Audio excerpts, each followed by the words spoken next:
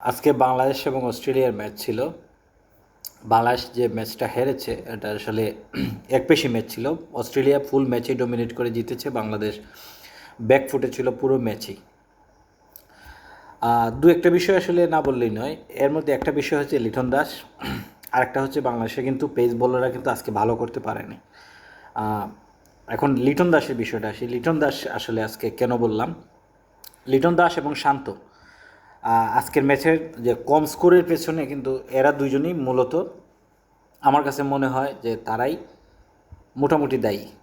এবং সাকিব, আল হাসান এবং মাহমুদুল্লাহ রিয়াদ কেউ আসলে ক্লিক করতে পারেনি, কেউই না। এবং লিটন দাসকে কেন বললাম এবং শান্তকে কেন বললাম, লিটন দাস সে আজকে 25টা বল খেলছে এবং সে 16 রান কালেক্ট করছে।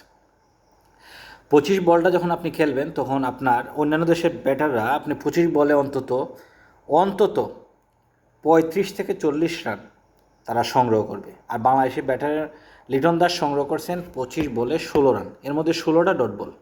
টি-20তে ডট বল খেলা ক্রাইম, কিন্তু লিটন ওই 16টা বলই ডট খেলেন।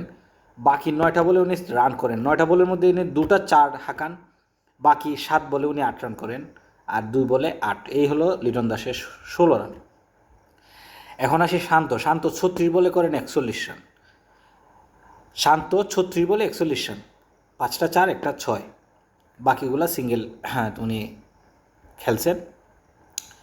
এই হলো আমাদের স্কোর। বলার মতো একটা স্কোর ছিল, এটা হচ্ছে তাওহিদ হৃদয়ের 28 বলে 40 রানের একটা স্কোর ছিল। এটা ভালো ক্রিকেটীয় একটা ইনিংস ছিল। বোলিংয়ে শেখ মাহাদির ওভারগুলো ভালো ছিল, রিশাদ হোসেনের ওভারগুলো ভালো ছিল, এবং যে 2টা উইকেট পড়েছে ওই রিশাদ হোসেনই কালেক্ট করছে। এখন আমার কথা হচ্ছে, বাংলাদেশ আসলে ব্যাটিং ফ্রেন্ডলি উইকেটে 140 রান যদি করে তো তাদের কাছ থেকে আপনি কি আশা করতে পারেন? অস্ট্রেলিয়ার বিপক্ষে আপনি 140-41 রানের টার্গেট দিলেন, আপনি কিভাবে ভালো কিছু আশা করতে পারেন? আপনাকে মোটামুটি একটা ফাইটিং একটা স্কোর দিতে হবে, দেন আপনার বোলাররা ফাইট করবে। আপনি যখন 140 রানের পুঁজি দাঁড় করবেন তখন তো আপনার এমনিতেই ব্যাকফুটে। তো বাংলাদেশ পুরো ম্যাচেই আসলে ব্যাকফুটে ছিল, আর পুরো ম্যাচেই অস্ট্রেলিয়া ডমিনেট করছে। অস্ট্রেলিয়া যেভাবে খেলার কথা অস্ট্রেলিয়া সেভাবেই খেলে দিচ্ছে, অ্যাগ্রেসিভ মোডে তারা খেলছে। বাংলাদেশ টোটাল ম্যাচে ডিফেন্সিভ মোডে ছিল।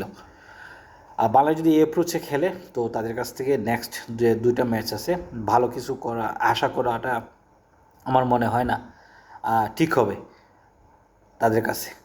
যদি অ্যাপ্রোচ বদলায়, লিটন দাস যদি তার ব্যাটিং অ্যাপ্রোচ বদলে ব্যাটিং করেন তবেই বাংলাদেশে ভালো কিছু করা সম্ভব। সাকিব আল হাসান জানি না এই টুর্নামেন্টে কেন এত ফ্লপ। সে একজন সিনিয়র প্লেয়ার এবং তার কাছ থেকে বাংলাদেশ অনেক সার্ভিস পেয়েছে এবং তার কাছে প্রত্যাশাও বেশি। বোলিং তো এই টোটাল বিশ্বকাপে কিন্তু সাকিব আল হাসান তেমন বোলিংয়ে আসেন না, ব্যাটিংও নাই। আপনার টপ অর্ডার ঢুকছে, শুধুমাত্র বোলিংটা একটু ভালো করতেছে।